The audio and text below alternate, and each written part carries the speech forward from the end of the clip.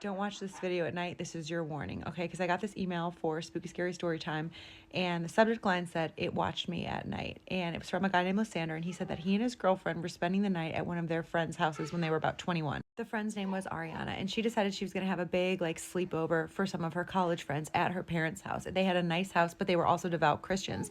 So Lysander and his girlfriend and their other friends had to bring in the drinky drinks and kind of hide them from the parents. They were pretty strict. Lysander said that he, his girlfriend, and their friend Ariana are all pagan now. This is something that Ariana hid from her parents, but he said it's very respectful, it's very spiritual, it's nothing like what you see in movies. There's no devil worship, nothing like that. The fact that they're pagan really had nothing to do with the sleepover. They were just hanging out like a big group of friends. It was normal. They were all in Ariana's parents' basement, drinking and sharing stories until about 2 a.m. when they decided to go to bed. Ariana's parents had a big house, so Ariana went to her bedroom upstairs, and the other friends that were staying had guest bedrooms upstairs. But Lysander and his girlfriend Eve were sleeping in the guest room in the basement. They're getting into bed when Lysander notices a landscape painting, but it's not hanging up. It's propped up against the wall in the corner of the room on the floor. Lysander said everything else in the house was perfect, so it struck him as odd that the landscape painting was out of place and not hanging. He said it almost looked like it was hiding something, and he remembers thinking to himself, I wonder if there's a door behind it to a crawl space or something. He said he was too tired to investigate though, so he just crawled into bed and went to sleep.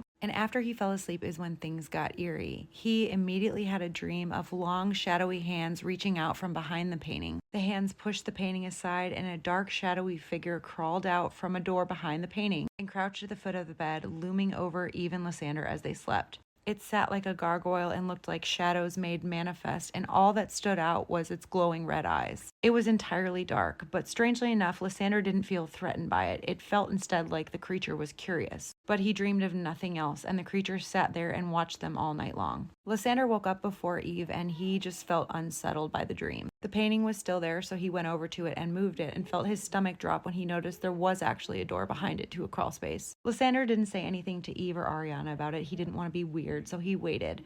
But eventually he did bring it up to Ariana, and he asked her if she had any experiences ever encountering a shadowy figure in her house. After Lysander asked her, she went silent for a moment and then told him that she knew exactly what he was talking about, and it was a land spirit, an indigenous one that was tied to the land that the house was built on. She said that that spirit caused chaos in the house when her family first moved in until she eventually made peace with it. She said it was angry that they were living in the house built on its land, so she had made a deal with it that it had to stay in the guest bedroom, the one where Lysander and Eve slept. Ariana then told Lysander that she had actually talked to the spirit before they had had the sleepover that night, and she asked it to be peaceful. She said it must have just gotten curious and wanted to check them out, but he said he still gets chills when he thinks about it because he knows that it was real based on what Ariana said, and then it watched him and Eve sleep all night. I did email Lysander back, and I asked him if he had any other details or if he had ever done any digging to figure out who the spirit might have been or what it wanted, but I haven't heard back yet. So if he responds to me, I'll be in the comments with any other information he gives me. What do you think this was? Was it really just curious, or did it want something else? Tomorrow's story isn't as scary, but it did come from someone who claims that she dated someone who wasn't entirely human.